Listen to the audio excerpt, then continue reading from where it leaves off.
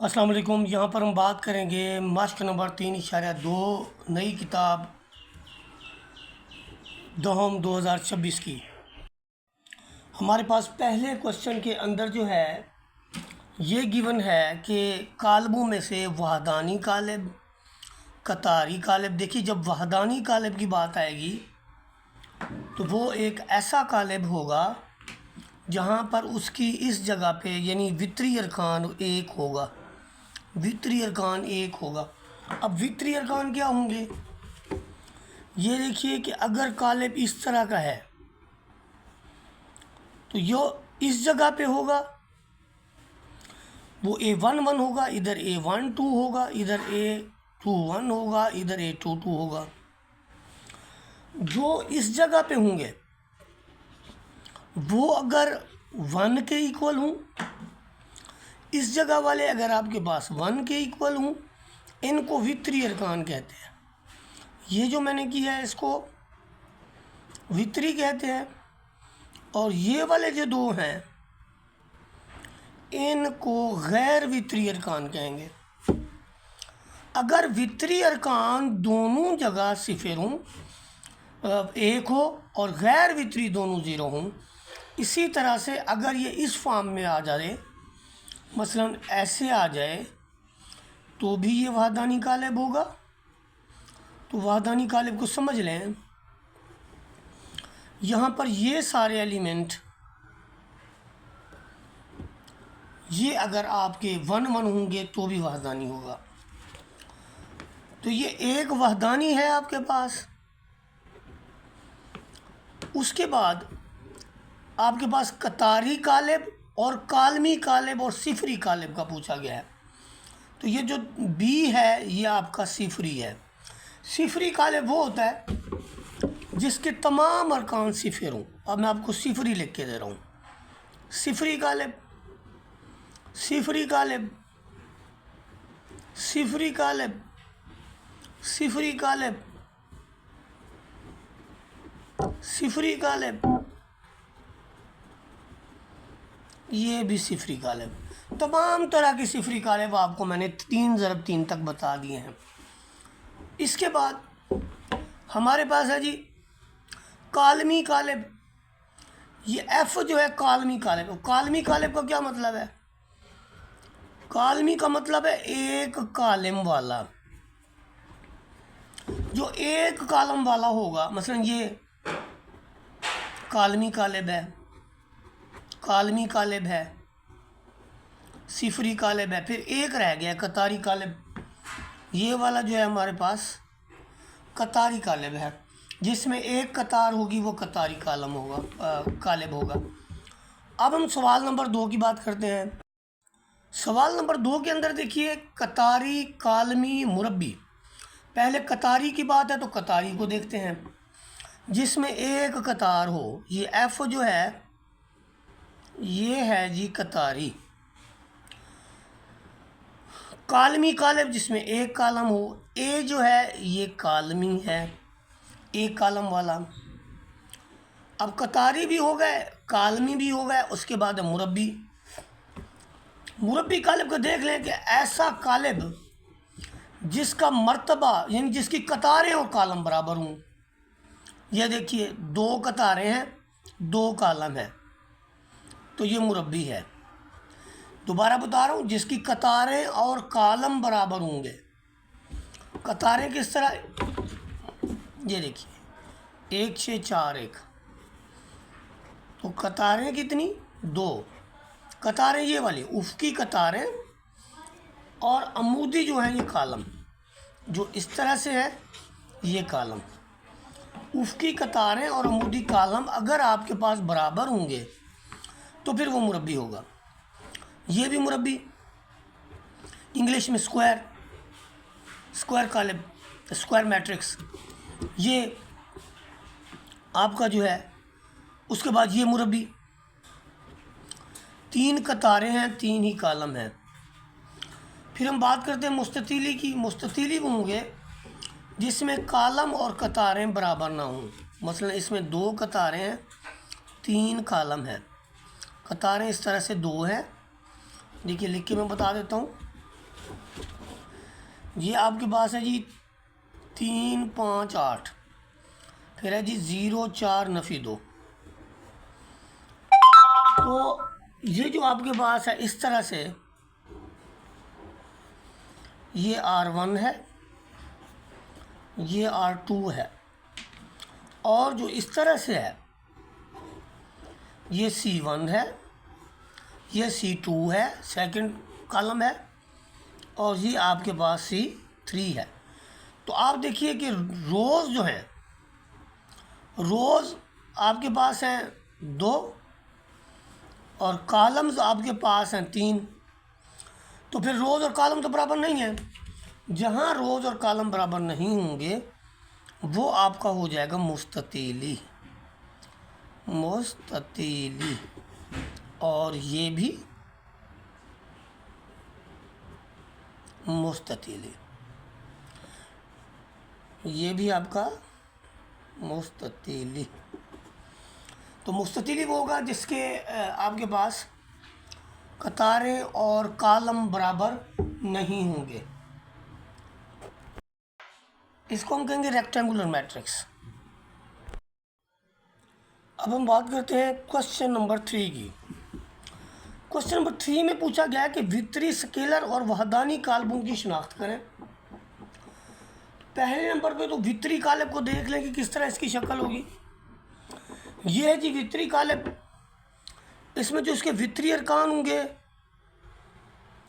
वो क्वांटिटी होंगे और डिफरेंट होंगे। कोई नॉन ज़ीरो एलिमेंट होगा और डिफरेंट होगा, वो वितरी होंगे। अब यहाँ से पहचानिए वितरी कौन से हैं। ये देखिए, ये वितरी और कोई नहीं है। अगले पेज पे जाइए तो ये वितरी। तो 2C और D जो आपके पास वितरी हैं। अब हम दूसरे की बात करेंगे। अब हम बात करते हैं कि स्केलर कौन सा होगा। जहाँ पर वितरी अरकान जो है वो एक जैसे होंगे। ये देखिए, वितरी अरकान है एक जैसे हैं, बाकी सारे एलिमेंट 0। वितरी अरकान है, इधर भी 5 है, इधर भी 5 है। ये भी देखें, इसे आप मैट्रिक्स में लिख लें। वितरी अरकान है, एक है, तो ये स्केलर मैट्रिक्स है। अब हम स्केलर मैट्रिक्स को इंडिकेट करते हैं।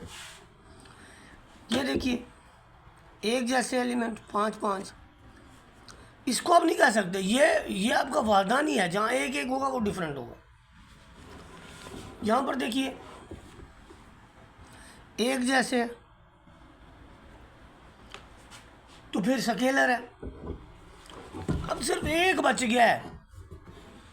इसकी और भाइयों की शक्ल भी मैं आपको दिखाई देता हूँ। ये हैं जी वादानी।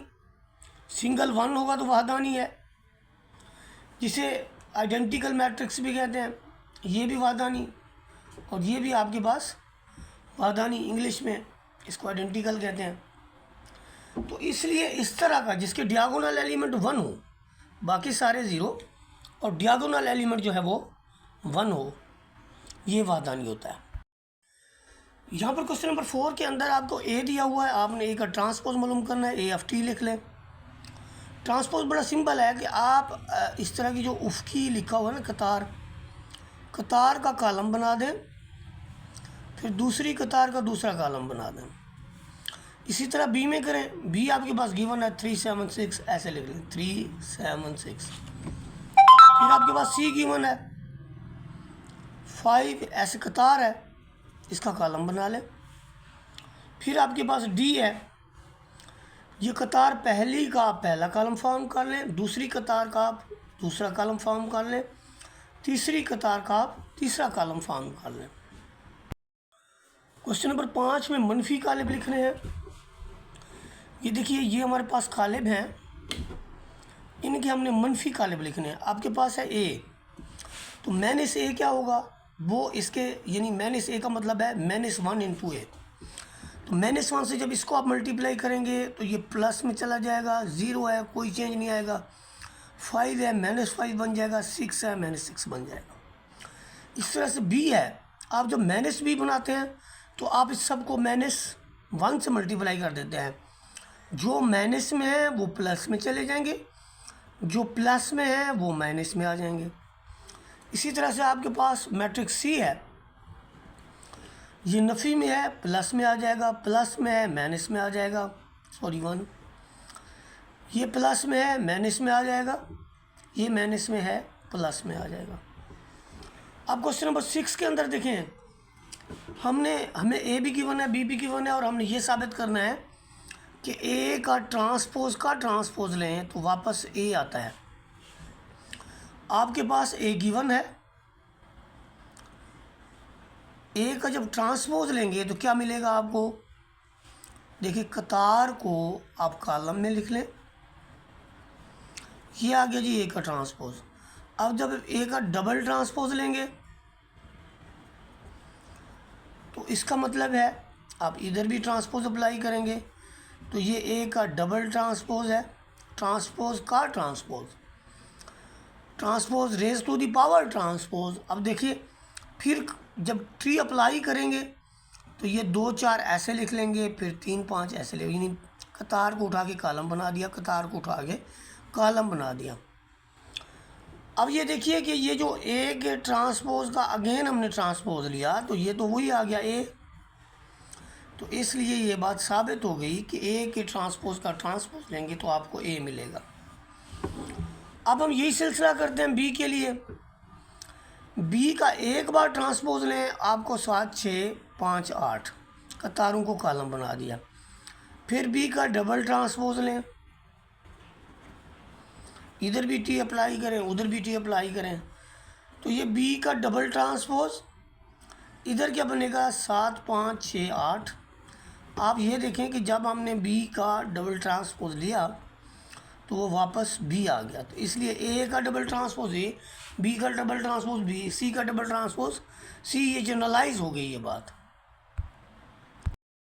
क्वेश्चन नंबर 7 के अंदर देखिए, हमारे पास एक एल दिया हुआ है, हमें ये साबित करना है कि ये सिमेट्रिक है।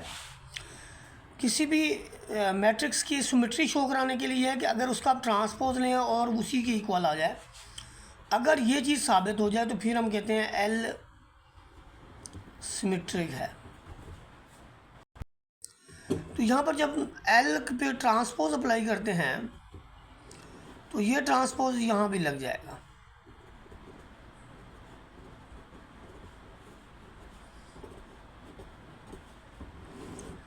ट्रांसपोज अप्लाई करें, कतार को कॉलम में बदल दें। ये देखिए, हमने पहली कतार उठा के यहाँ लिख दी है। अब दूसरी कतार को मैं लिखने लगा हूँ, कॉलम बना रहा हूँ दूसरा, तीसरी कतार को मैं तीसरा कॉलम बना रहा हूँ। अब इसको और इसको देखिए, कोई फ़र्क आया? बिल्कुल नहीं। इसका मतलब क्या हुआ कि एल का transpose is equal to L plus L एक सिमेट्रिक कॉलम है, हैंस एल इज सिमेट्रिक।